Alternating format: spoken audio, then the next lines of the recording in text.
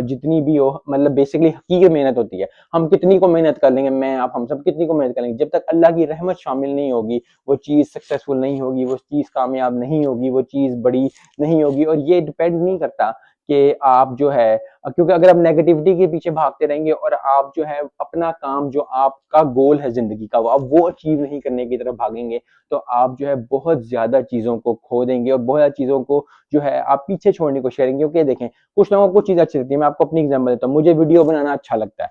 अब मुझे देख के अगर 50 लोग वीडियो बनाना शुरू कर दें, ठीक है, लेकिन आपका अपना गोल है। कुछ लोगों को सुकून मिलता है किताब पढ़ के, मैं अक्सर लोगों को जानता हूँ जो कि 2-2 3-3 घंटे किताब पढ़ते हैं। कुछ लोगों को कुरान पढ़ के बहुत ज्यादा सुकून मिलता है। कुछ लोगों को जॉब पे एक्सेल करने की शौक होता है बहुत ज्यादा, कि मैं ये काम करूं, फिर मैं इससे आगे बढ़ूं, फिर मैं इससे आगे बढ़ूं। कुछ लोगों को बिजनेस में होता है।